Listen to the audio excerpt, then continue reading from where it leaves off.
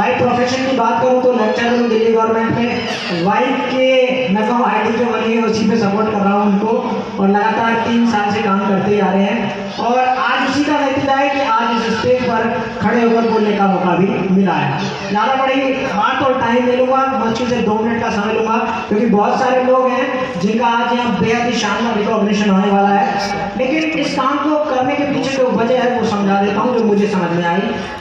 शुरुआती दौर में जब किसी भी व्यक्ति को ये प्लान दिखाया जाता है ना तो समझ में आती ही है, सब ऊपर ऊपर से जाती है। मेरे सामने बैठे मेरे गेट अप्लाई रविंद्र सैनी जी और अभी राजेंद्र सैनी जी आए नहीं है, उन्होंने मुझे अप्रोच किया इस काम के लिए, तो मुझे समझ में आ गया था कि ये पंखा है क्या, ये कोई मार्केटिंग का फंडा है जिसमें मुझे ये ज्वाइन कराने वाले हैं। बमुश्किल मैं अपने आप को रोका, लेकिन चूंकि मेरे एक ही बुआ जी है ना, तो अब वहाँ आना जाना होता ही है। सर ने मुझे पढ़ाया कि था, मैं इनके घर पहुँच भी गया, अलवर जब मैं गया तो ना चाहते हुए इन्होंने मुझे प्लान दिखा दिया।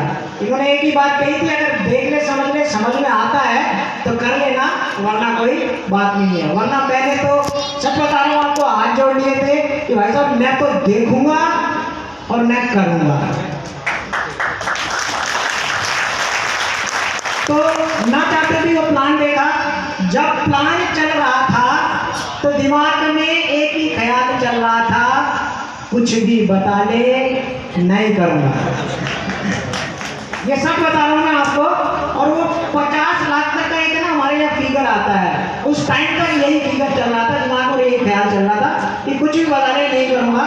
लेकिन उसके बाद एक रॉयल्टी इनकम का एक स्टेप आया जिसमें बताया गया मुझे कि ये जो इनकम है न केवल आपके पास आएगी बल्कि आपकी आने वाली जनरेशन के पास भी जाएगी। यानी कि ये जो आइडिया ट्रांसफर होती है, रॉयल्टी इनकम भी आपको आती है जब आप इस दुनिया में होते हैं तब भी, और जब आप नहीं होते हैं तब भी। उस एक बात ने मुझे मजबूर किया इस बिजनेस को वेरीफाई करने के लिए, एनालिसिस करने के लिए। और साथियों बताना चाहूँगा, सच बता रहा हूँ, एनालिसिस किया, बहुत कुछ देखा, खंगाला, और जनरली गुलशन सर कह ही रहे थे मास्टर लोग हैं, एक रुपया बड़ी मुश्किल से निकलता है जेब से, है ना, क्योंकि ईमानदारी की कमाई होती है, बड़ा मैनेज करना पड़ता है। तो बहुत कुछ वेरीफाई किया, देखा, समझा, गूगल पे सर्च किया और फाइनली इस डिसीजन पर पहुंचे कि इस काम को करने में नुकसान ऐसा कुछ है नहीं है।